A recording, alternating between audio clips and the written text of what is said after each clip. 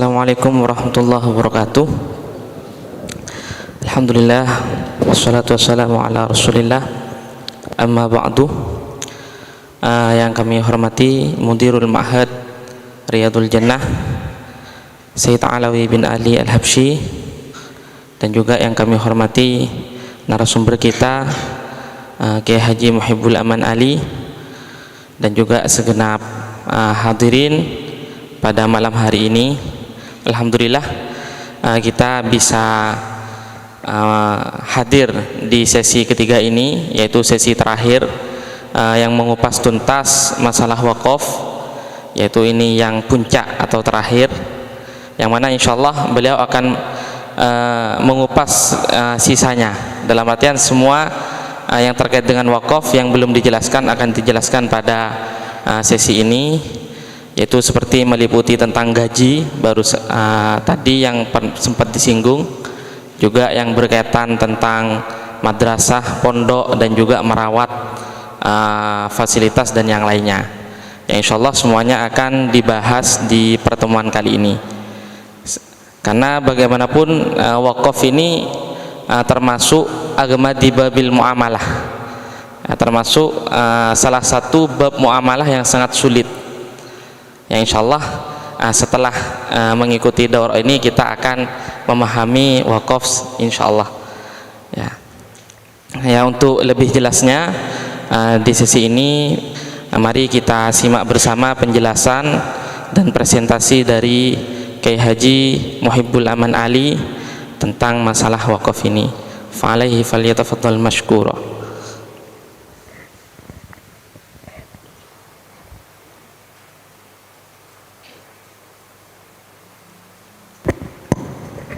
Assalamualaikum warahmatullahi wabarakatuh.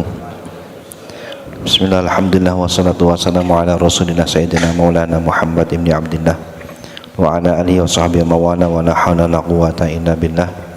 Rabbi shrah li sadri wa yassir li amri wa hlul 'uqdatam min lisani yafqahu qawli, amma ba'du. Saya lanjutkan materi tadi sore. Kita masuk pada materi terakhir. Ada dua hal pokok yang di sini akan saya sampaikan. Pertama tentang imarah dan masoleh, kemudian tentang fungsi masjid dan gaji pegawai, bukan pegawai negeri, pegawai masjid ya. Yang pertama, menyalurkan harta masjid secara proporsional. Di antara tugas Nadir masjid yang ketiga adalah menyalurkan aset atau harta masjid secara proporsional.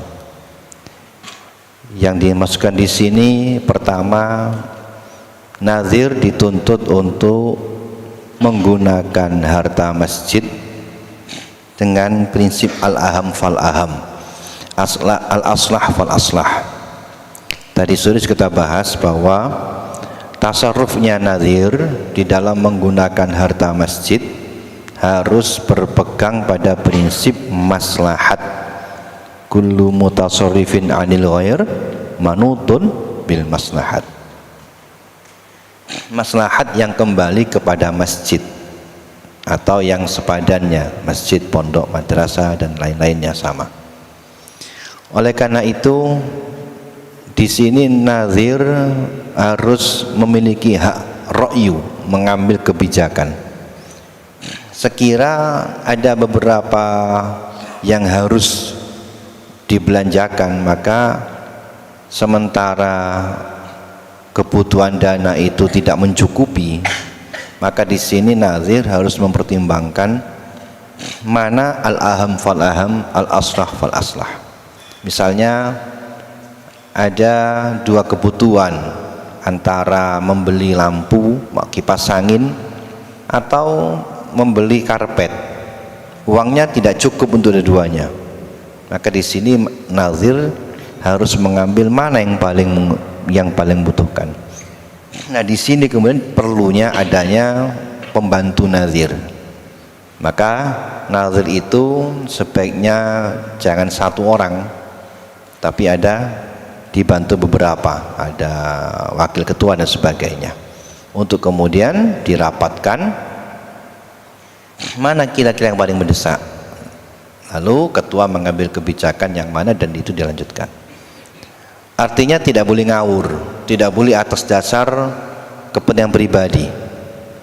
Nah, di sini dibutuhkan kecakapan seseorang. Juga harus mempertimbangkan kelayakannya. Jadi terkadang saya contohkan tadi kemarin, misalnya tadi sore saya tentukan masjid diperkenankan menyediakan suguhan ya untuk jamaah yang hadir di masjid ketika Ramadan, takjilan boleh, tidak apa-apa. Memberikan suguhan pada jamaah, misalnya boleh nggak jamaah Jumat dikasih kopi misalnya? Ya tergantung, bisa ya bisa tidak. Pertimbangannya satu, apakah kalau dikasih kopi itu dapat meningkatkan keaktifan ramainya masjid. Yang kedua, apakah kebutuhan kas masjid tidak ada lebih mendesak daripada itu. Jadi semua tidak bisa dipastikan boleh tidak. Misalnya apakah boleh masjid menyediakan takjil untuk puasa? Secara umum tadi boleh, tapi itu bukan berarti mutlak boleh. Pertimbangannya kalau dikasih takjil apakah jadi ramai tidak masjidnya itu. Kemudian apakah kebutuhan uangnya itu mencukupi tidak? Maka di sini perlu ro'yu. Nah seringkali ini yang menjadi pintu masuk. Pintu masuk beberapa pengurus-pengurus masjid itu yang memaksakan kehendaknya.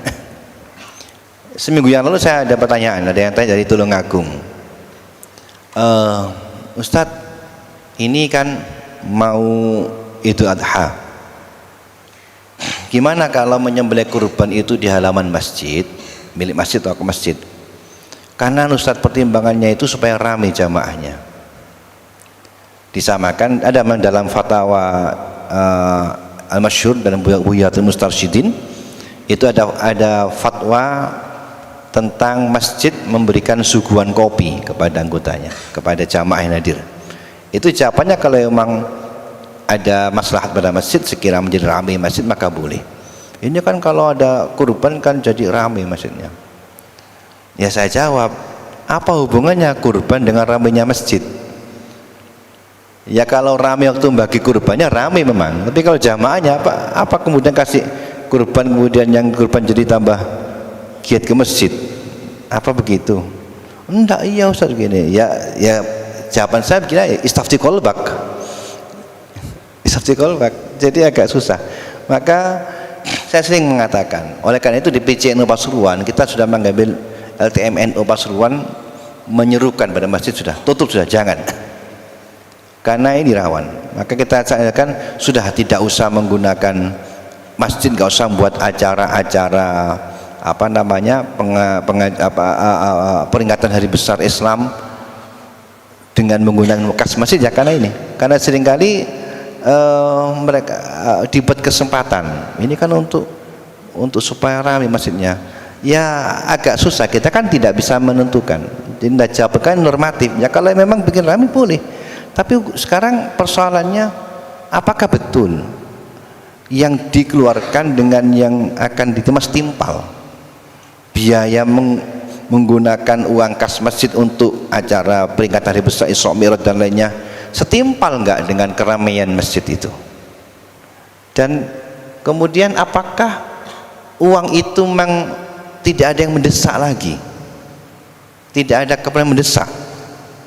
Maka ini khotor, sehingga PCNU kemudian mengusulkan sudah tidak boleh, sudah jangan, sudah kita serukan masjid-masjid tidak boleh menggunakan uang kas masjid untuk peringatan hari besar tadi.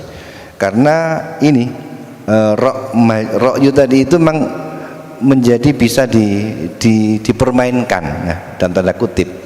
Enggak, ini menurut saya ini maslahat begini ya, kita nggak tahu kan, maka tutup tidak boleh sudah. Di sini diperlukan hati-hati, karena prinsipnya al aslah fal aslah, al aham fal aham. Jadi harus tertib betul. Ya, ini tanggung jawab tanggung jawab daripada pengurus masjid. Yang kedua, penggunaan masjid itu secara umum ada dua posnya. Ada imaroh, ada masoleh. Tadi pagi ada pertanyaan mengenai itu. Ada imaroh, ada masoleh. Ini berkaitan dengan belanja. Jadi belanja masjid itu ada yang untuk hal yang berkaitan dengan pembangunan fisik, ada yang berkaitan dengan kepentingan secara umum. Kalau berkaitan dengan fisik namanya imaroh. Imaroh itu berkaitan dengan fisik dan perawatannya. Misalnya sapu termasuk imaroh, tukang ngepel masuk imaroh karena perawatan, cat, semen, itu semua imaroh, berkaitan dengan fisik. Sedangkan masoleh itu yang tidak berkaitan fisik, bisa kenyamanan, bisa lainnya. Misalnya kipas angin itu bukan imaroh tapi masoleh. Lampu itu masoleh bukan imaroh. Karpet itu masoleh bukan imaroh. Dengan demikian, sedangkan imaroh itu masuk bagian masoleh. Jadi amal khos. Kalau masoleh secara umum, semua yang berkaitan dengan masjid, baik itu fisik atau apapun, namanya masoleh. Lampu, bangunan, semua ada masoleh. Atau untuk keramaian kegiatan, masoleh. Ada yang belanja itu sifatnya itu khusus pembangunan, namanya imaroh. Nah, ini penting dipahami berkaitan dengan sumbangan. Kalau ada masjid mengajukan proposal, karena sekarang ini pengurus masjid itu, syarat menjadi pengurus masjid itu mudah, tidak harus ada ijazah SMA, tapi harus pinter bikin proposal. Jadi kalau bikin proposal, apalagi pas masjidnya itu sedang renovasi, kemudian memberikan proposal permintaan sumbangan. Kalau dalam proposal bunyinya begini, proposal bantuan untuk pembangunan Masjid Baitur Rahman. Kalimatnya pembangunan, itu imaroh berarti. Maka semua uang yang didapatkan dari sumbangan untuk pembangunan hanya boleh ditasarrufkan atau digunakan untuk belanja yang berkaitan dengan imaroh. Apa ya tadi? Fisik langsung, perawatan atau fisiknya. Tidak boleh digunakan untuk kipas angin dan keperluan-keperluan yang bukan berkaitan fisik. Lampu tidak boleh. Lampu dan kabel berikutnya tidak boleh. Jadi kalau misalnya uang itu untuk imaroh, ya tidak boleh untuk selain keperluan imaroh. Oleh karena itu, meskipun ada sisa, selesai pembangunannya ada sisa uang, dibelikan untuk karpet tidak boleh, dibelikan lampu tidak boleh, dibelikan kipas angin tidak boleh, dibelikan mic tidak boleh, karena bukan imaroh tapi masoleh. Oleh sebab itu, di dalam mengajukan proposal itu sebaiknya jangan menyatakan untuk pembangunan saja, tapi nyatakan juga untuk masoleh. Atau masuk saja proposal dana untuk kemaslahatan masjid A, boleh. Kalau gitu bebas sudah, untuk apa pun boleh. Atau tapi biasa kalau hanya maslahat itu kurang greget ya, karena tidak ada bangunnya. Orang itu kalau bangun kan narik untuk nyumbang. Atau bisa dirangkai proposal sumbangan untuk pembangunan dan kemaslahatan Masjid Baitur Rahman. Nah, kalau begitu bantuan yang diterima itu berarti tidak hanya disalurkan untuk imaroh, tapi bisa untuk selain imaroh. Ini penting ya, ini memang apa sih bedanya? Ya ini formalitas, tapi formalitas syar'i, formalitas yang berkaitan dengan syarak. Karena kalau isinya itu hanya pembangunan, hanya untuk fisik, tidak boleh lainnya. Jadi masalah sepele tapi bisa merepotkan bagi panitianya, sehingga tidak dapat digunakan untuk lainnya. Baik. Tugas yang terakhir, Tugas yang terakhir daripada nazir adalah menjaga dan merawat masjid. Nazir harus dapat menjaga dan merawat masjid. Yang pertama menjaga ini baik itu berkaitan dengan fisiknya, juga berkaitan dengan fungsi masjid. Secara umum fungsi masjid itu menurut mazhab Syafi'i itu ada 5 macam.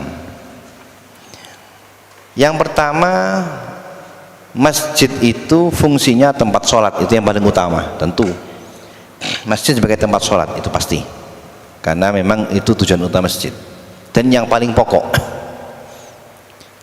Yang kedua, masjid juga dapat digunakan, difungsikan untuk tempat berzikir. Maka masjid bisa digunakan untuk tahlilan, bisa digunakan untuk kegiatan baca maulid, untuk kegiatan istighosah, boleh. Dengan demikian, misalnya ada orang mengadakan acara tahlil, memperingati 1 hari sampai 7 hari atau 40 hari keluarganya di masjid, boleh, tidak apa-apa, gratis, gak pakai bayar. Jadi kalau tadi kita bahas, kalau ada orang pinjem karpet masjid dibawa ke rumah untuk kegiatan tahlilan keluarganya, kan tidak boleh. Tapi kalau jamaah tahlilnya dibawa ke masjid untuk tahlilan bapaknya, boleh, tidak apa-apa, nggak pakai bayar. Bukan untuk tahlil bapaknya, iya. Kenapa? Karena fungsi masjid adalah untuk tempat berzikir. Meskipun zikirnya untuk mendoakan arwah fulan, boleh, tidak apa-apa.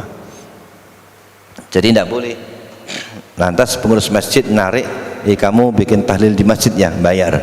Tidak perlu, gratis itu, cuma-cuma.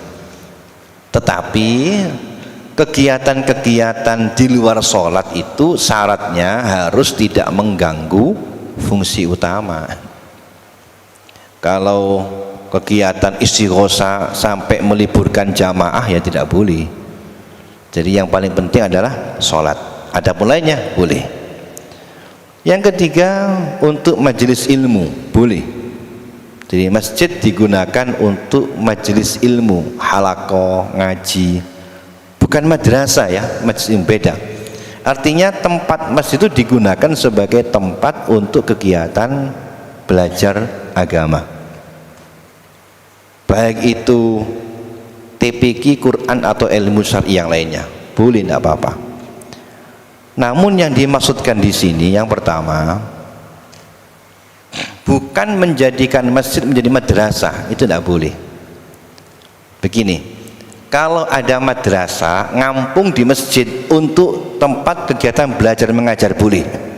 Misalnya madrasah penuh sudah, nggak cukupi, akhirnya terpaksa ngampung, masjid dibuat untuk kegiatan sekolah madrasah, boleh, tidak apa-apa, karena itu fungsi masjid. Tapi kalau masjid dirubah jadi madrasah, tidak boleh.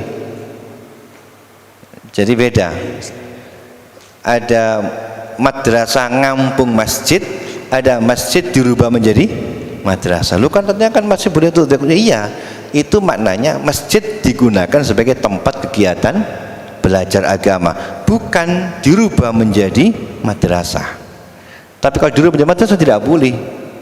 Di depan plakatnya sebut dulu masjid, karena masjidnya itu nggak begitu ramai, dirubah menjadi madrasah, tidak boleh, karena taghyir, termasuk merubah fungsi wakaf.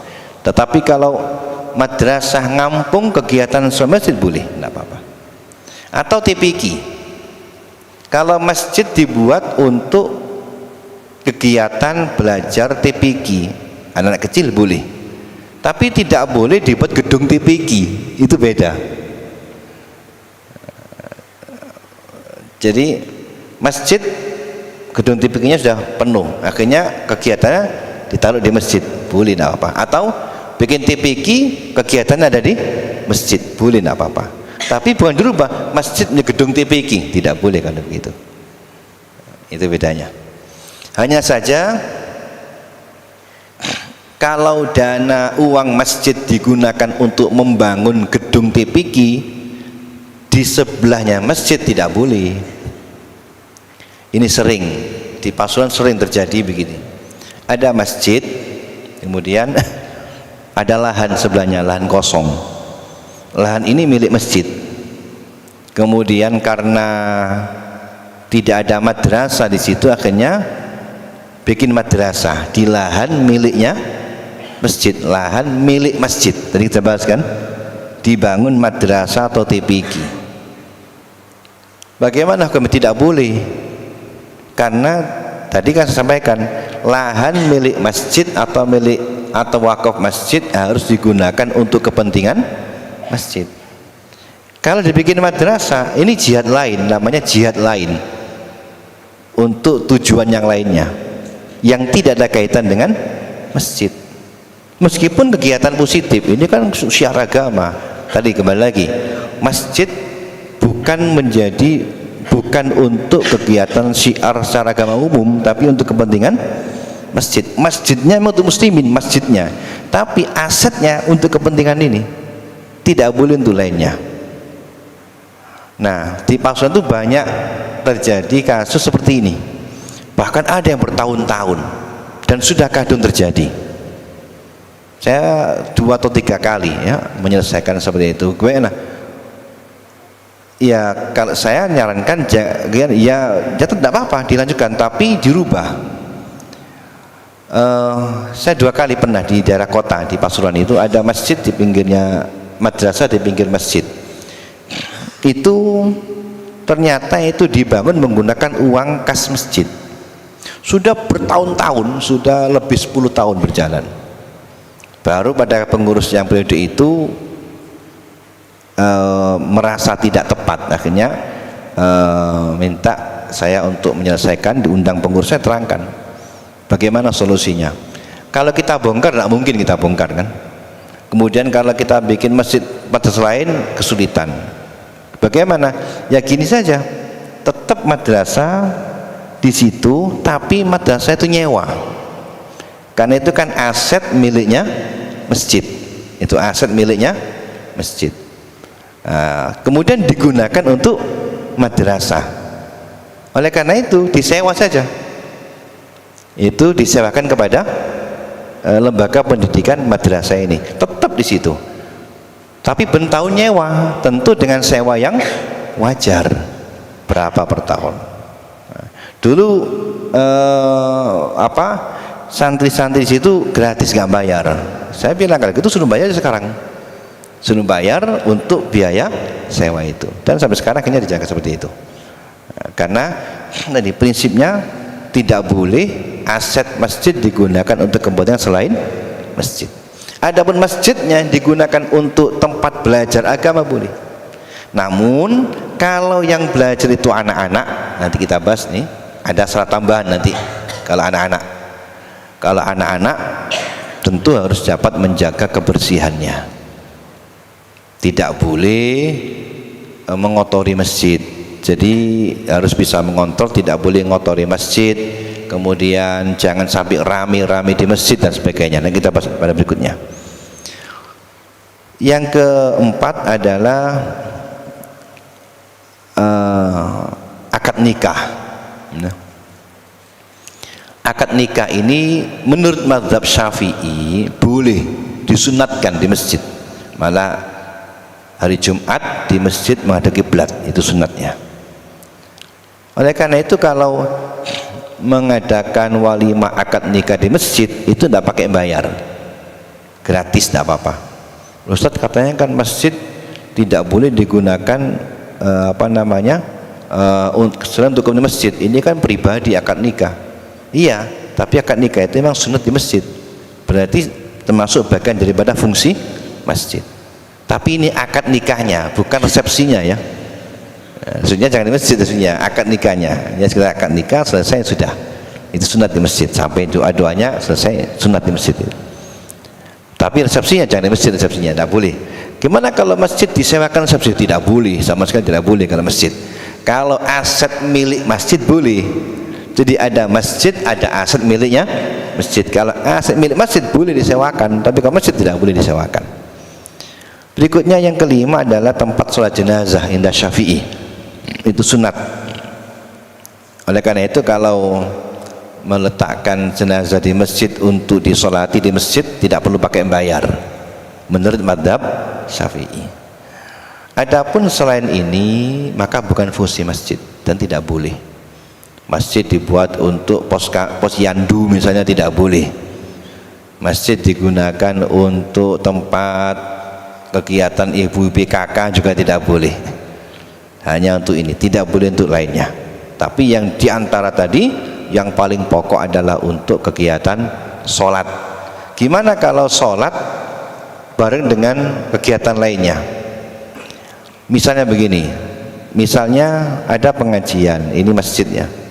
Pas kegiatan itu ada pengajian, ada pengajian atau ada maulid atau ada anak-anak ngaji. Lalu ada orang sholat. Mana yang didahulukan? Kalau itu sholat yang rawatib, ya, sholat itu sholat yang kegiatan rutin, ya, yang rawatib 5 waktu, tentu yang lebih utama itu didahulukan. Jadi kalau jawaban rawatib harus selesai semuanya, tidak boleh. Jadi kegiatan majelis ilmu, pengajian, maulidan boleh, tapi tidak boleh menggeser rawatibnya. Sehingga kalau ada rawatib, pas ke rawatib berhenti dulu, sholat dulu. Bagaimana kalau lainnya? Selesai rawatib kemudian ada kegiatan, lalu ada orang masuk sholat, ada orang masuk sholat. Mana yang didahulukan ini? Apakah pengajiannya itu skors dulu nunggu orang sholat, atau yang sholat yang keliru, yang salah? Karena kalau dia sholat, sini maulidan, ada orang masuk sholat, mungkin ya sholat terganggu. Saya mau sholat ini, berhenti dulu maulidan karena saya terganggu sholatnya. Mana yang menang ini? Ada khilaf ulama. Menurut fatwanya Imam Nawawi, kalau memang jumlahnya itu lebih banyak kegiatan yang bukan sholatnya, disebutkan itu baca Quran. Ada orang baca Quran di masjid, lalu ada orang sholat. Apakah yang baca Quran ini berhenti karena gangguan sholat ini, atau dia boleh meneruskan? Kalau memang di situ kegiatannya itu lebih banyak yang baca Quran, misalnya pas acara maulidan malam Jumat, pada Isya kan banyak maulidan, ada orang masuk sholat di pojok situ, mana yang menang? Yang salah yang sholat. Ngapain di situ? Udah tahu ada maulidan di sini. Karena memang itu kegiatan sholat. Tapi sebagian ulama mengatakan enggak, tetap harus itu. Kalau mereka mengganggu, boleh. Maaf mas, saya mau sholat dulu ya, tolong berhenti dulu, saya mau sholat, berhenti dulu sini. Kenapa? Fungsi utama saja adalah untuk sholat. Ada khilaf ulama. Kemudian yang kedua, juga menjaga kehormatan masjid. Nazir, bahkan semuanya kita dituntut untuk menjaga kehormatan masjid. Apa kehormatan masjid? Yang pertama, kebersihannya, ketenangannya, keamanannya. Maka tidak boleh mengadakan kegiatan di masjid ngotori masjid, apalagi buat najis, tidak boleh. Bikin kotor tidak boleh. Bagaimana kalau kita memasukkan sendal di masjid? Kalau dibungkus pakai plastik sekira aman, nggak sampai ngotori, apalagi bernajis, boleh, nggak apa-apa.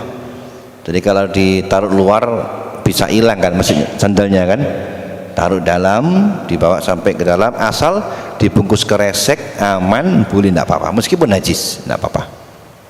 Tapi kalau ngotori masjid meskipun suci tidak boleh. Misalnya makan di masjid boleh, nggak apa-apa makan di masjid, tapi harus tidak ngotori masjid. Kalau ngotori masjid tidak boleh. Di dalam kitab Umdatul Mufti wal Mustafti ada masalah begini, ada orang mengadakan acara khatmul Quran atau apa, kemudian menyuguhkan hidangan di masjid, boleh, tidak apa-apa, makan boleh, tapi jangan sampai ngotori. Oleh karena itu, kalau saya ingat kalau di Solo ya, kalau Solo atau di Pasuruan, kalau Pasuruan Nabi Ja'far itu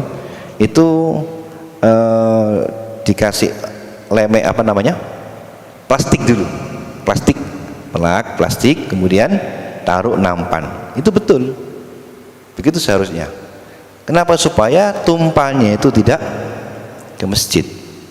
Kalau tidak begitu, misalnya langsung kasih nampan di masjid begini nih, kotor semua nanti itu tidak boleh. Kasih plastik baru nampan, supaya apa? Selesai tarik plastiknya, bersih sudah, tidak ada yang jatuh ke masjid. Begitu caranya. Tapi kalau ngotori masjid tidak boleh, sebenarnya dalam kitab Umdatul Mufti wal Mustafti. Yang kedua juga tidak boleh merusak ketenangan masjid dengan guyon dan lain-lainnya. Kalau di rumah itu biasanya itu maulid, mulutan ya. Saya nggak tahu di sini. Kalau di rumah itu kalau maulid itu biasanya kalau pas cocokan itu pas malam 12, itu hampir semua masjid, musola, langgar di kampung-kampung semua kayak mulutan semuanya, meriah sekali, sangat meriah. Tapi kadang-kadang kebabas, kadang-kadang itu saking ya orang kampung pingin meriahnya itu dikasih balon-balon ya, balon-balon dihias sampai keluar, itu tidak masalah. Nah kemudian untuk menarik balon-balon diisi apa namanya hadiah, doorpress ya, doorpressan. Ada dalamnya itu sini. Nah pas mahalul qiyam itu rebutan nyundui balon itu. Jadi dalamnya ada uang 5.000, ada 10.000, itu rebutan. Awalnya itu untuk menarik anak kecil-kecil. Akhirnya sekarang yang rebutan bukan yang kecil, yang brengos, yang tua-tua rebutan sekarang ini. Makanya pas qiyam itu ruame, jadi bukan ya Nabi salam dor begitu, ruame rebutan. Ini tidak benar. Pernah kita bahas di PCNU. Pertama, tidak benarnya pas maulid terlepas dari masjidnya. Saya punya kitab bagus, kitab ini namanya Muhimmatun Nafais. Itu kitab kumpulan fatwanya Syekh Zaini Dahlan. Dalam dikatakan Syekhul Masyayikh, itu guru dari semua guru seluruh Jawa ini, pasti ke sana sanadnya. Semua sanad keilmuan di Jawa ini, maksud saya punya sanad juga nyambung sana, pasti ke Zain Dahlan. Syekhul Masyayikh itu gurunya Syekh Nawawi Banten, gurunya gurunya ke Khalil Bangkalan, semua ke sana. Abu Bakar Sato, bahkan kalau salah Al-Habsyi juga pernah berguru ke Zain Dahlan. Itu Syekhul Masyayikh. Itu saya punya kitab fatwanya. Kitab fatwanya ini di tulisan tangan, itu ada di perpustakaan Leiden, Belanda, nggak dicetak. Saya punya teman, dia itu pas ke Belanda ngambil itu di fotokopi, saya dapat itu fotokopinya fatwanya Syekh Zaini Dahlan. Ada dua, isinya itu fatwanya Syekh Zaini Dahlan, yang kedua muridnya Syekh Hasbullah. Syekh Hasbullah yang ngarang kitab Riyadul Badi'ah.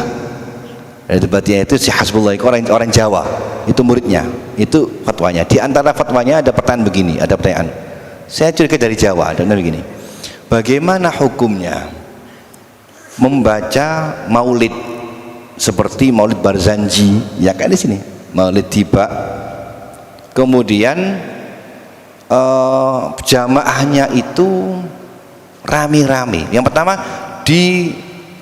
dengan lagu-lagu seperti orang fasik. Di lagu-lagu fasik, misalnya lagu dangdut, lagu apa misalnya, seperti orang fasik. Dan jamaahnya rame-rame. Beliau menjawab bahwa membaca maulid itu harus dengan khusyuk dan khudur, karena itu ta'zim sama Rasulullah, terutama ketika mahalul qiyam. Nah, mahal qiyam itu kan meskipun Hajar tidak sependapat ya, mahal qiyam itu kan maksudnya istihdor rawuhnya Kanjeng Nabi. Itu kira kalau maulid Al-Habsyi ketika mahal qiyam itu arwah Rasul hadir. Kalau maulid Tiba dari awal sampai akhir. Maka ketika mahal qiyam itu kan ketika menceritakan kelahiran Nabi, maka berdiri itu istihdor, Rasul datang disambut dengan berdiri. Oleh karena itu berdiri ini bagian daripada hormat pada Nabi. Maka oleh karena itu kalau saat itu dia itu rame-rame, justru bukan ta'zim ihtiram tapi istihza. Sama ketika begini ada Syekh Fulan atau Habib Fulan datang atau Kiai Fulan atau pejabat datang, untuk mereka berdiri kan, ta'zim. Misalnya pas datang berdiri sampai cekikian, berdiri sampai cekikian, kira-kira itu menghina atau ta'zim? Menghina. Maka kata beliau, maka kalau berdiri sampai rame-rame justru istihza.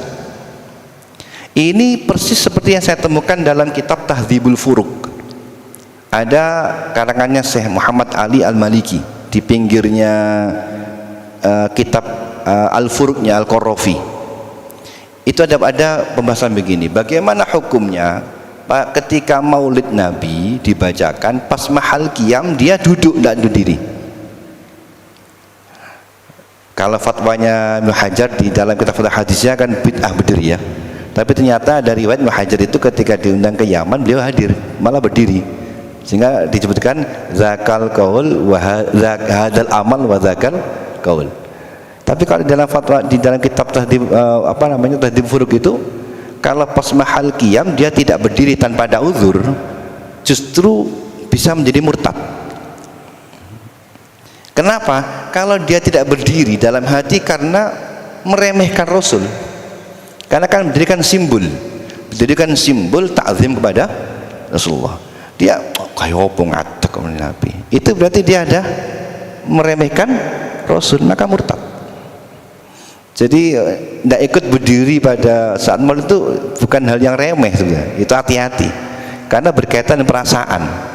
Nah perasaan ini kan repot, perasaan itu kalau perasaannya karena memang meremehkan hormat pada Nabi dalam majelisnya ya, bukan dalam majelisnya, bukan kata saya ini kata fatwa, kata pendapat dalam kitab pinggirnya Tahdzib Furuq itu, mengatakan bisa menjadi murtad. Maka mirip sama saya ini bahwa ketika berdiri atau baca maulid harus khusyuk. Kalau rame-rame haram hukumnya, karena itu tidak mencerminkan ta'zim kepada Rasulullah. Jadi hati-hati kalau pas maulid itu yang khusyuk, jangan guyon. Kalau guyon menurut fatwa Sayyidina haram, karena termasuk tidak menghormati badan Nabi. Apalagi pas qiyam rebutan itu haram. Apalagi di masjid lagi. Itu kan sebetulnya untuk menghormatnya, untuk meramaikan.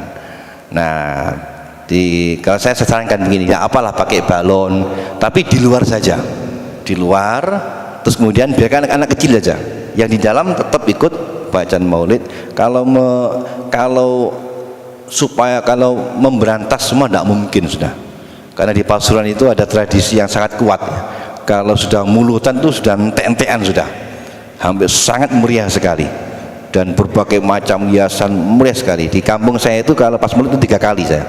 Jadi mulai dari maghrib sampai jam 12 selesai, karena pindah dari Langgarnya harus datang semuanya, meriah, semuanya meriah, dan pasti pakai balon-balon itu. Nah, itu saya sarankan di luar saja, bukan di dalam. Kalau di luar begitu mahal qiyam anak kecil amir-amir tidak ada masalah, tapi dalam harus tertib. Apalagi di masjid maka tidak boleh.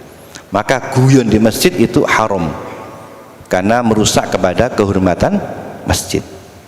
Oleh karena itu kalau anak kecil pas TPQ itu harus dijaga, jangan sampai guyonan. Ngajak anak kecil ke masjid, dijak untuk belajar sholat bagus. Misalnya kalau pas tarawih diajak, tapi orang tua selalu jawab. Jangan dijak ke masjid, bapaknya sholat jamaah, anaknya di belakang jumpritan guyonan, dosa. Saya baca ini bukan kata saya ya. Ini saya kutip dari Umdatul Mustafti. Wa ya'tham waliyus sobi was-safi, saya nggak bisa kelihatan. Al-muntahik li hurmatil masjid. Ini tolak ala, saya kelihatan. Jadi intinya dari sinilah saya agak susah bacanya. Jadi kalau ada anak kecil rame-rame di masjid, itu orang tuanya kalau membiarkannya tahu dia dosa, karena merusak pada kehormatan masjid. Siapapun kalau melihat anak kecil ramai di masjid harus di apa Jawanya dilarui.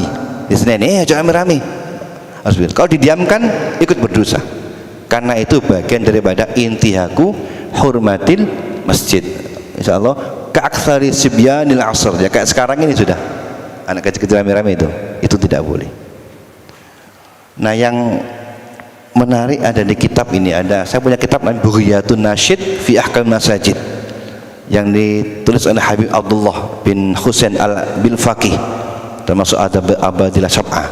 Di pinggirnya kitab Itfahul Faqih, jadi ada Itfahul Faqih fi Fatawi bi Faqih, lalu belakangnya ada Bughyatun Nasyid fi Ahkam Masajid, karangannya Habib Abdullah bil Faqih. Wasami itu, kalau saya agak susah baca, wasami itu mimman atsukubi anna idkhala ghairil mayyiz al masjid. Saya ingat terjemahnya.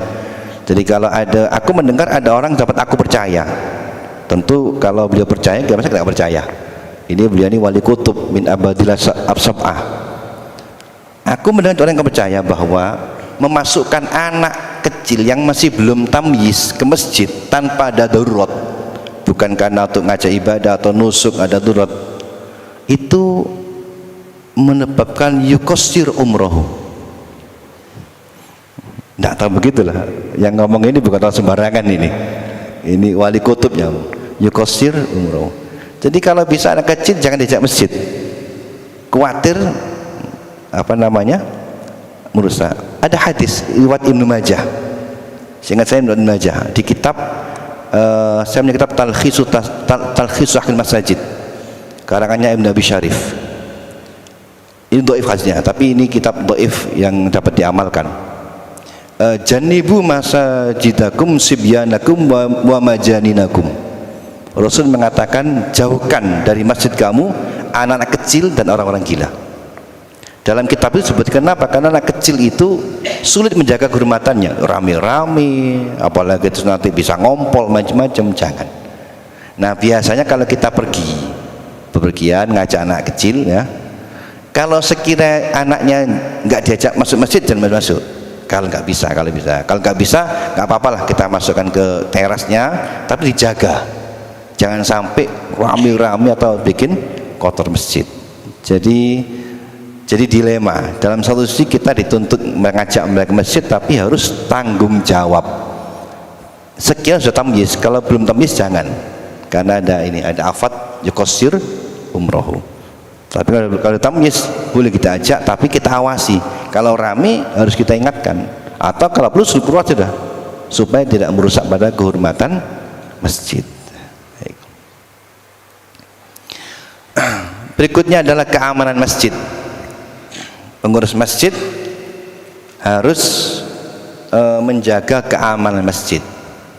Oleh karena itu diperkenankan bagi pengurus masjid untuk ngunci masjid itu boleh. Di sebagian tempat itu masjid kan kalau sudah malam dikunci kan. Apalagi zaman sekarang ya. Zaman sekarang itu maling-maling kan lebih canggih lagi sekarang kan. Banyak kotak masjid yang lenyap kan. Itu kalau nggak dikunci bisa-bisa jam-jam masih habis semuanya itu. Maka boleh dikunci. Meskipun menyebabkan orang nggak bisa masjid. Kalau memang untuk keamanan. Juga kasih lampu boleh. Bahkan boleh masjid misalnya menyewa orang petugas keamanan dibayar boleh. Bikin pos keamanan, ada satpamnya dibayar boleh untuk keamanan masjid. Karena itu bagian daripada kewajiban hadir. Beli CCTV misalnya pakai ongkas masjid boleh. Tapi tadi tentu dengan al-aslah wal aslah, al-aham wal aham. Nah, ini diantaranya lagi ini yang ketawa pengalaman mungkin merokok di masjid. Bagaimana hukum merokok di masjid? Saya bacakan saja sudah. Ini saya kutip dari fatwanya Syekh Ismail Zain Al-Yamani, mufti Syafi'iyah, ulama faqih. Mungkin sudah masyhur kan Syekh Ismail Al-Yamani dalam kitab fatwanya. Ada soal, ma hukmu syurbid dukhan fil masjid bi ghairi talwithin lahu. Meskipun enggak ngotori. Misalnya ka'angkana huna tafayat mu'adda lidzalik. Bikin di masjid disediakan asbak ya, rokokan di masjid. Bagaimana hukumnya? Ya meskipun saya mantan perokok, dulu merokok, sekarang sudah alhamdulillah tobat, sekarang sudah. Tapi saya nggak pernah ke masjid. Di masjid nggak pernah sama sekali. Jawabannya, anna syurbat dukhon, maksudnya sudah ya.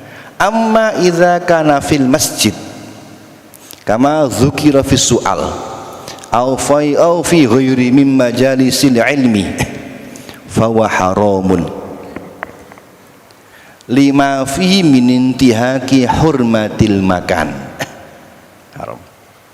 Yang gak enak belakangnya itu, hadza idza lam yakun, mau dikoreksi kalau saya salah bacanya, hadza idza lam yakun hunaka qasdun lil intihak wa illa fa in qasada syaribud dukhon fil masjid al mu'anada wal intihak fala syakka annahu yartaddu billah. Yartaddu billah. Ini bukan fatwa radikal ya, ini fatwanya Syekh Ismail ini. Ahlus Sunnah wal Jamaah, bukan orang Wahabi ini. Asli aswaja ini. Bukan saya yang fatwakan. Kenapa? Wal masajid min sya'airillah allati yajib ta'zimuha. Jadi urusan ngerokok di masjid itu bukan perkara sepele. Alal akol hukumnya adalah haram, malah bisa menjadi murtad menurut fatwa ini.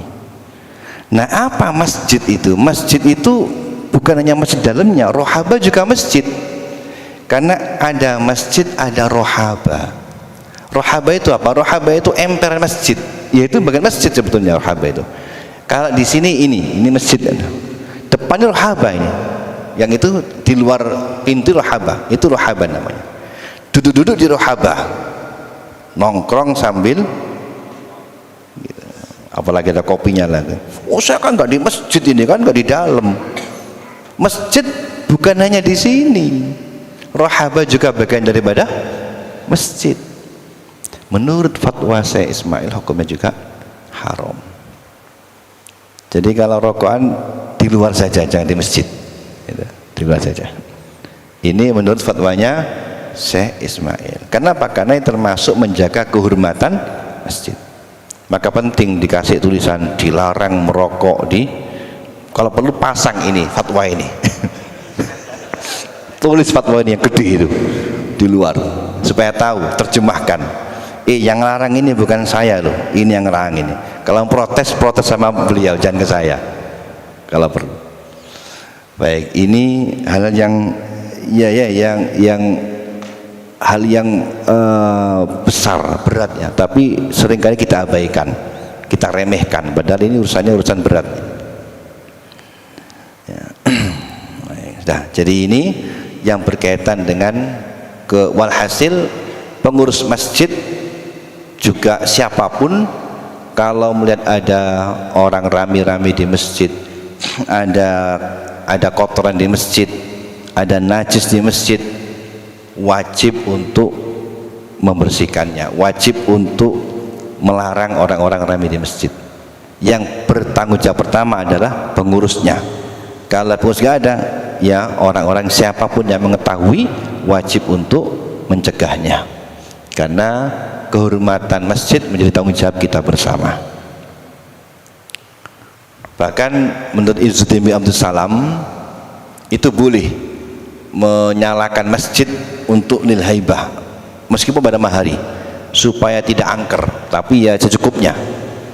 Jadi sudah gak ada jamaah, jam 11 malam, 10 malam sudah sepi kan, bagian dalam dimatikan, yang luar dinyalakan, boleh tidak apa-apa. Karena kalau mati semua nanti kan jinnya kerasan, kan angker nanti, maka boleh sebenarnya. Bagaimana kalau membuat tazwik ya, membuat lukisan-lukisan di masjid? Ada khilaf ulama. Kalau itu li ta'zim, asal tidak mengganggu kepada musalli, ada yang mengatakan boleh untuk litakzim, supaya mengagungkan pada masjid.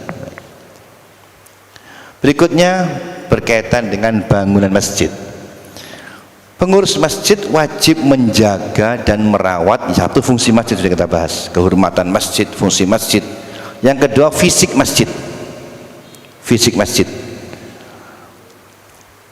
Seluruh bagian dari fisik masjid itu menjadi amanat bagi nazir, karena di dalam setiap butir pasir yang ada di temboknya masjid itu akan mengirimkan pahala kepada orang yang menyumbangnya dulu. Kan sedekahun jariyatun. Satu butir yang ada nempel di tembok ini akan mengirimkan pahala kepada yang nyumbang, meskipun bertahun-tahun. Jadi yang meninggal itu selama masjid masih nempel hasil sumbangannya, itu menjadi pulsa yang jalan kepada pengirimnya. Oleh karena itu pengurus masjid punya tanggung jawab, jangan sampai lepas ini. Dengan demikian pengurus masjid wajib untuk merawat agar supaya setiap bagian bangun masjid jangan sampai ada yang merotol. Kalau merotol menyebabkan terputusnya, maka dia berdosa. Oleh karena itu hukum maku tembok masjid itu hati-hati. Kalau tidak ada yang penting tidak boleh, karena kalau maku dipaku kan meredel kan, ada yang merotol kan, satu dua pasirnya. Kalau bukan karena keperluan yang mendesak tidak boleh, kecuali kalau memasang jam, memasang ini yang penting memang, maka tidak boleh. Misalnya kadang bikin acara di masjid lalu pasang banner begini kan, dipaku sampai cacal kabeh itu, karena ada kegiatan NU, kegiatan istighosa, banner semua sampai cacal semua itu, tidak boleh. Karena setiap butir yang nempel, yang lepas dari paku tadi menyebabkan putusnya pahalanya. Itu yang punya nangis di kuburan itu. Oleh karena itu membongkar fisik masjid itu secara umum tidak boleh sama sekali, kecuali ada alasan, bukan karena alasan yang remeh. Alasan membongkar masjid itu boleh, ada dua alasannya. Yang pertama karena untuk tausek itu alasan untuk perluasan masjid. Sekira masjid itu sudah tidak cukup untuk memuat jamaah. Nah, tidak cukup itu jamaah yang mana? Ada khilaf ulama. Karena kadang ada masjid itu kalau jamaah hariannya itu ya cukup, malah longgar-longgar ya, kadang-kadang hanya 2-3 orang. Tapi kalau Jumat rame, penuh sampai melebar ke jalan-jalan, berarti ini tidak muat mingguan per Jumat, bukan harian. Ada lagi yang tidak mau, itu tahunan, yang menyesuaikan dengan orang sholat. Sekarang orang sholat itu kan ada harian, mingguan, tahunan kan. Ada sholat itu hanya zuhur, asar, maghrib, kemudian kalau asar, maghrib, isya, subuh. Tapi kalau zuhur, asar lepas karena kerja, kan itu sholat harian namanya. Ada sholat yang mingguan, kalau Jumatan karena ngantar bos ya akhirnya Jumatan terpaksa. Yang kurang ajar kalau tahunan ya. Kalau Idul Fitri di depan sendiri pakai sarung BHS ya. Jadi sehingga kalau Idul Fitri kadang lebih ramai daripada Jumatannya, karena banyak yang tahunan juga ikut Jumat kalau Idul Fitri itu. Nah, tidak muat ini kata para ulama, ada yang mengatakan sekiranya tidak cukup untuk sholat tiap harinya. Kalau masih nggak muat Jumatan masih belum boleh. Tapi ada yang mengatakan meskipun tidak cukup untuk Jumatan cukup. Ada yang mengatakan meskipun tahunan boleh apa. Nah, kalau tidak cukup perlu diperluas maka boleh diperluas. Nah, dalam rangka memperluas ini tentu ada bagian bangunan yang dibongkar untuk menempelkan bagian yang lama dengan yang baru. Nah, itu boleh kalau gitu. Karena alasan perluasan. Bukan karena alasan untuk supaya lebih bagus. Nah, sekarang ini umumnya orang bongkar masjid itu karena supaya masih bagus, sudah lebih bagus. Karena sekarang masjid itu saingan ya. Kalau masjid tetangganya sudah pakai keramik yang baru, pengurus ini sudah meriang, sudah kalah saingan sudah.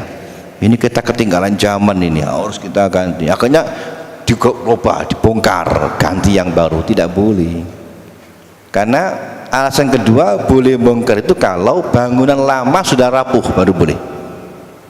Sudah mau runtuh atau sudah keropos kayunya, diganti. Sekedar yang butuh diganti, bukan semuanya. Ini jendela itu keropos itu, kalau dibiarkan nanti bisa hancur, diganti boleh.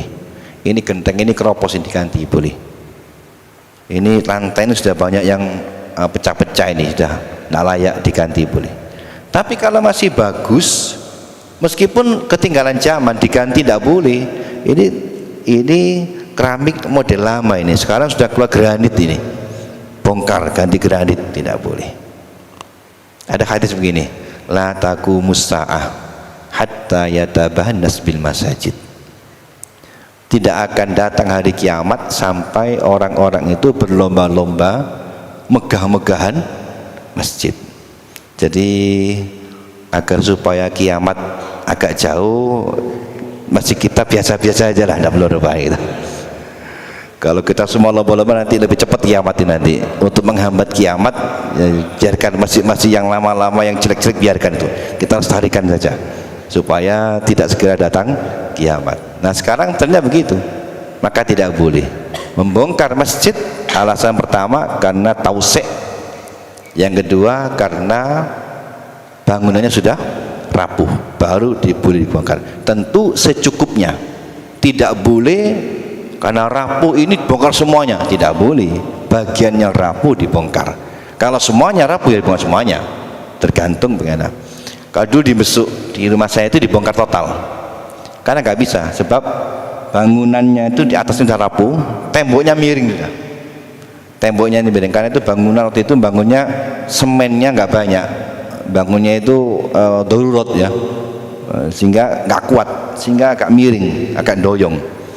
Kalau gitu ya nggak bisa, akhirnya dibongkar semuanya, dan sudah lantai sudah nggak karuan sudah, maka dibongkar semuanya. Tetapi kalau sudah masih layak, tidak boleh. Yang bagian yang rapuh sudah dibongkar. Ini untuk mazhab Syafi'i, agak ketat mazhab Syafi'i memang. Nah selanjutnya yang ketiga, atau arah kiblat yang salah, tapi yang dibongkar hanya bagian mihrabnya saja, boleh. Kadang menceng ya, dan diluruskan, itu boleh. Selain tiga ini tidak diperboleh. Maka merenovasi masjid hanya untuk mengikuti model saja tidak diperkenankan. Kenapa tadi? Karena dapat memutus pada pahalanya orang yang menyumbangnya. Nah, apabila boleh membongkar, tadi ada pertanyaan kan? Misalnya masjidnya sudah sudah rapuh, atau masjidnya butuh untuk diperluas karena tidak bisa muat jamaah, lalu dibongkar. Nah berikutnya, kalau dibongkar, bagaimana sisa bongkarannya itu? Dikemanakan itu sebongkarannya? Ada urutan-urutannya. Urutan yang pertama, selama masih bisa dikembalikan lagi ke dalamnya, wajib dikembalikan lagi. Misalnya tempat bongkarannya itu, brongkalnya itu, kalau di sana brongkalannya itu dibuat untuk dibrukan, dibuat ngebruk, boleh. Pokok masuk ke dalamnya sudah, jangan sampai dibuang keluar. Kenapa? Kita usahakan semaksimal mungkin jariah orang yang nyumbang ini tetap ikut ke bagian masjid. Maka tidak boleh dibuat ngebruk jalan, tidak boleh. Bongkarannya, bagaimana hukumnya? Bongkar masjid dibuat ngebruk jalan, tidak boleh, karena harus dikembalikan lagi kepada masjid lagi. Sisa kayunya meskipun dimasukkan ke dalam berburukan ya, berburukan yang di tanah itu, urukan itu boleh. Tidak boleh sampai keluar. Kalau tidak mungkin, misalnya seperti genteng atau bekas kayu-kayunya atau bagian besi-besinya. Yang kedua, disimpan sekira yang pertama ada tempat penyimpanannya, ada gudangnya. Yang kedua, diperkirakan untuk dibutuhkan pada waktu yang akan datang. Jadi sekiranya mau dipakai lagi, disimpan di gudang. Kalau ada gudang dan kalau ada tempat penyimpanannya. Nah, kalau tidak bisa, ini nggak bisa simpan di mana, ini nggak ada tempatnya ini. Maka urutan yang ketiga diberikan pada masjid yang lain. Misal gentengnya disimpan, tidak ada tempatnya, apalagi sekarang ini sudah diganti semuanya. Maka cari masjid lain, ada yang membutuhkan. Cari sana, nggak ada yang mau ya, karena sejarah gentengnya mungkin ya, dan sudah lama. Sekarang masjid sudah bagus-bagus kan, ditawarkan nggak ada yang mau. Maka yang terakhir dijual. Terakhir dijual. Kalau di rumah itu biasanya rebutan itu bekas tegelnya, itu kan ada barokah. Itu rebutan. Kalau ada masih bongkar gitu biasanya bekas tegelnya itu rebutan, orang kampung beli untuk dipasang di rumahnya karena berkah, bekas masjid. Apakah boleh? Karena tadi udah urutannya, tidak dimasukkan lagi ke diuruk kemudian disimpan sudah tidak mungkin, maka dijual. Hasil penjualannya dapat digunakan untuk kemaslahatan masjid. Dengan demikian, sisa bongkaran masjid yang dibongkar karena alasan tadi perluasan atau karena sudah rapuh, itu tidak boleh digunakan untuk selain kepentingan masjid. Maka tidak boleh dibuat untuk ngebruk jalan, apalagi diminta untuk takmirnya buat ngebruk di rumahnya, maka tidak boleh sama sekali. Harus urutannya sampai dijual tadi. Berikutnya, nah yang terakhir gaji pengurus ini. Tadi ada pertanyaan gaji pengurus. Saya tanyakan dulu pokoknya dulu. Pengurus masjid itu tidak berhak. Tadi saya ada dua kan, pengurus itu ada pengurus nazir, ada qayyim. Nazir itu yang bertanggung jawab ya sepenuhnya, qayyim pelaksana di lapangan, yang bagian ngulas jeding, bagian bersih-bersih, bagian nyapu, bagian satpam, itu qayyim namanya. Tukang adzan itu qayyim namanya. Yang membantu bagian lapangan, tugas lapangan masjid. Nazir masjid tidak boleh mengambil upah gaji sedikit pun dari masjid atas nazrunya, sebagai imbalan atas jabatan nazrunya. Tidak boleh, sama sekali tidak boleh. Ini berbalik dengan kaedah dalam jabatan di luar masjid. Nah, kalau di pabrik misalnya ada perusahaan, justru biasanya yang pengambil kebijakan itu yang tinggi dan gede gajinya, yang di lapangan itu pakai rendahan, gajinya rendah. Tapi masjid dibalik, jabat pemimpin nazir yang tertinggi jabatannya, karena dia punya hak untuk mengambil kebijakan, tidak boleh mengambil sedikit pun gaji atas nazrunya, atas kerja dalam mengambil kebijakannya. Sama tidak boleh, kecuali kalau, tapi tidak mungkin ini, dia fakir miskin, tidak sempat bekerja karena sibuk ngurusi masjid, gak kober kerja karena ngurusi masjid. Nah kalau gitu baru boleh, cuman saya kira tidak ada, hampir tidak mungkin. Adapun qayyim, pengurus masjid yang bekerja lapangan, dia bekerja secara tenaganya, maka dia boleh digaji atas tenaganya.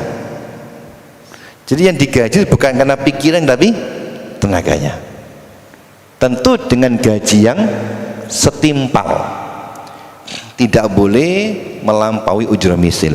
Misalnya muadzin digaji boleh, yang tukang nyapu digaji boleh, tapi setimpal. Tentu setimpal di sini mempertimbangkan tempat waktu, ya di mana. Tentu standar di Solo tidak sama dengan Pasuruan, ya. Standar di kota nggak sama dengan di desa. Misalnya imamnya digaji per bulan, kalau di kampung sana ya paling per bulan 100.000 dah.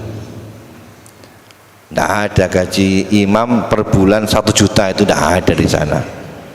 Nah, tahu kalau di sini Jakarta tidak tahu. Muadzin itu kalau digaji boleh, tapi secukupnya.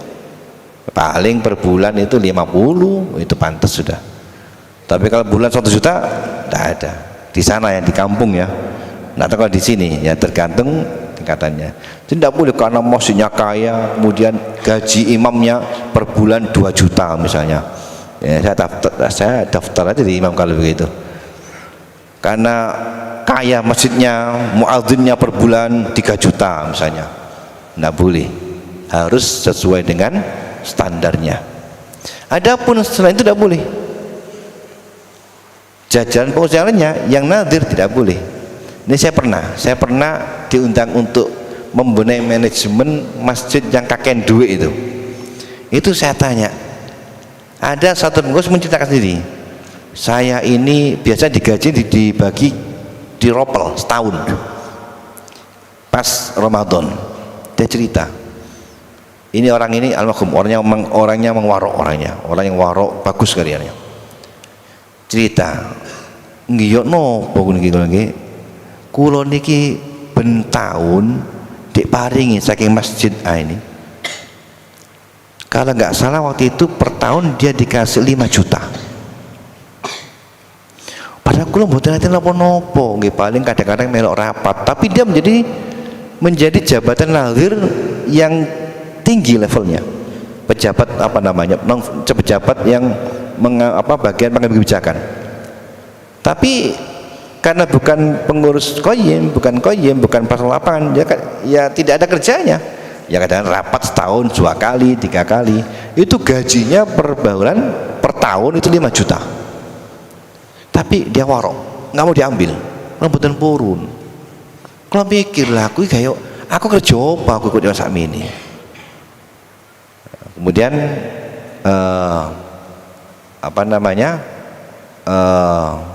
saya jelaskan bahwa tidak boleh. Jadi pejabat nazir tidak berhak mendapatkan bayaran apapun. Nah, biasanya ada seragam.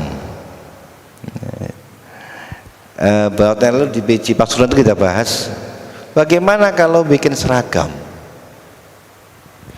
Jadi kas masjid, dan karena berakhir tahun bikin seragam, baju atau sarung, ngambil kas masjid.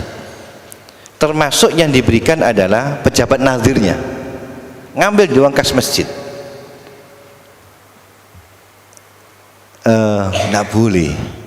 Tidak boleh.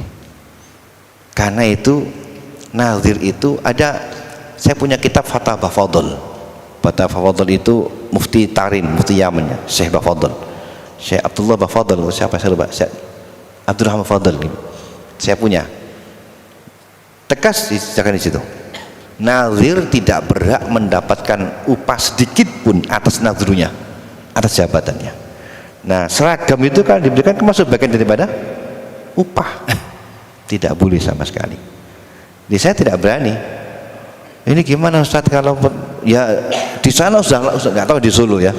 Kalau di Pasuruan sudah lumrah kalau sudah akhir tahun itu masjid memberikan seragam sarung atau baju untuk semua pengurusnya dari jabatan nazir semua, baik yang nggak pernah rapat sama sekali pun dapat semuanya. Ngambil uang kas masjid nggak boleh. Jadi kalau bikin seragam untuk koyimnya saja, petugas yang nyapu boleh itu. Tapi yang lainnya kalau misalkan urusan dewe masih boleh apa. Tetapi kalau dia juga menjadi nazir juga sebagai koyim boleh tidak apa-apa. Karena jabatan, rangkap jabatan di masjid boleh tidak apa-apa. Dia sebagai nazir juga tukang ngurah jeding juga tidak apa-apa.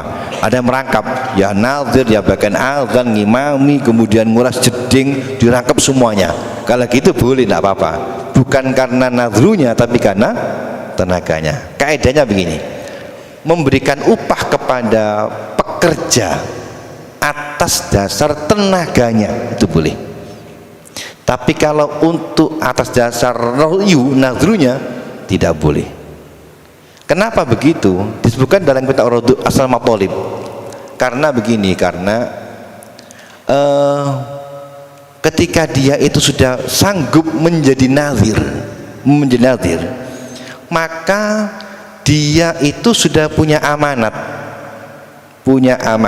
wilayah minallah untuk melaksanakan tugas itu. Kalau dia sanggup, karena itu amanat kewajiban, maka tidak boleh digaji. Yang menggaji nanti Allah di akhirat nanti. Oleh karena itu ada hadis, innallaha idza ahabba 'abdan ja'alahu qayyima masjidin. Qayyim itu pengurus masjid. Innallaha idza ahabba 'abdan ja'alahu qayyima masjidin. Maka menjadi pengurus masjid itu nanti gajinya akan diropel di akhirat nanti, bukan di sini. Maka tidak boleh mengambil gaji sedikit pun. Jadi kalau bikin seragam, urusan sendiri aja, jangan mengambil kas masjid atau dari dana lainnya, tidak boleh. Berikutnya ini sistem imbalan. Ini yang sering saya katakan apa namanya tadi, kutu otorik ya. Ada trennya nyari sumbangan dengan sistem prosentase. Kalau di rumah itu sudah lazim ada masjid, dalam proses pembangunan itu nanti ada panitia bentuk petugas pencari sumbangan, keliling pakai mobil sampai kemana-mana. Itu prosentasenya itu 70-30, 70 masjid, 30 yang nyari. Itu begitu awalnya. Bahkan ada orang yang menjadi profesi, jadi pekerjaannya sudah mulai dulu sampai ganti mobil bagus. Dulu mobil jelek, jadi karena kemudian dia cari itu sampai ganti mobil. Nah kadang-kadang nakal, kadang-kadang nyari ke pasar, ini belum apa-apa sudah petugasnya dapat warung dulu. Jadi uangnya sudah dibuat untuk warung, beli rawon, pakai rokok Cisamsu misalnya. Oleh karena itu ini rawan. Bagaimana? Secara umum tidak boleh pakai persentase itu.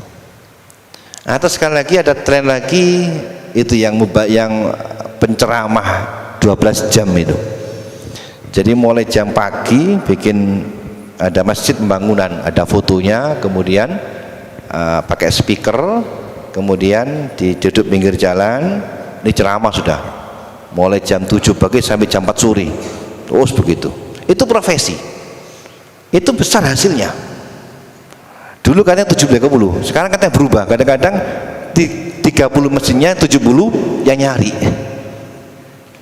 Itu jangan profesi. Ada malah, jadi kalau sudah selesai nanti dipanggil ke sana, jadi kalau sini panggil ke sana. Jadi kalau masjidnya selesai dia gak seneng, jadi dia mengharap masjidnya tuh jangan sampai selesai supaya bisa nyari ulang terus. Nanti kalau selesai sana dipanggil sana, panggil sana, panggil sana. Itu besar hasilnya. Bagaimana hukumnya? Tidak boleh. Kenapa tidak boleh? Yang pertama begini, pengurus masjid boleh untuk menyuruh orang mencari sumbangan, dikasih uang boleh, asalkan sepadan. Asalkan sepadan pertimbangannya. Contoh gini misalnya, ini masjid sedang renovasi, bikin proposal cari sumbangan di mana-mana. Ada fulan ini dia banyak relasi di Jakarta. Saya banyak relasi, pasien saya banyak di Jakarta. Kalau saya ke Jakarta paling 1-2 hari saya pulang, insya Allah 10 juta dapat saya. Betul? Iya. Kalau emang betul-betul dapat diandalkan lah. Dah, ini kamu tak kasih tiket ke Jakarta, ini tiketnya. Kemudian ini ongkos makannya, ini uang lelah kamu. semuanya misalnya 1,5 juta berangkat ke sana dengan diproyeksikan mendapatkan 5 juta. Ini untung kan? Boleh kalau begitu. Tapi kalau sifatnya itu gambling itu spekulasi. Ini saya kasih uang sudah, kasih saya tiket, saya ke Surabaya. Nanti saya akan keliling, kemana kamu bisa nemu nih wis. Nanti berapapun akan saya kasih ke masjid. Nggak boleh. Kenapa? Karena masjid mengeluarkan uang pasti, dapatnya belum pasti. Maka tidak boleh. Demikian juga sistem persentase ini. Kenapa? Karena tidak jelas. Di samping itu nilai juga jelas. Kadang-kadang tinggi, kadang tidak. Kalau misalnya dalam satu hari dia dapat 10 juta, kalau itu 10% berarti kan 1 juta. 1 juta jelas melampaui ujur misil, maka tidak boleh. Tidak ada standarnya. Oleh karena itu menyebarkan proposal atau sumbangan dengan sistem prosentase tadi itu tidak boleh hukumnya. Baik masjidnya juga tidak boleh, yang nyari juga tidak diperbolehkan. Apalagi dengan cara-cara yang menghambat pengguna jalan, ya, masang tong-tong pinggir jalan itu kotor-kotorik gitu kan, itu memalukan sekali, ya, dan tidak diperbolehkan. Karena mengganggu pada pengguna jalan. Begitulah. Baik, saya kira itu. Jadi intinya memberikan gaji kepada petugas masjid atas dasar tenaganya boleh, tapi harus yang wajar, tidak boleh melampaui batas. Khotibnya dikasih boleh, khotib idnya khotib dikasih, tapi yang wajar, ya, tidak sampai melampaui batas kewajaran. Khotib satu khutbah Jumat 1,5 juta misalnya, ya kalau di sana nggak wajar. Atau di sini paling sana pasarannya khotib itu ya paling banter 1,50 lah gitu, pantas itu. Lihat kelasnya lah, ini kiai tak ustadz atau apa, ada tingkat-tingkatannya itu.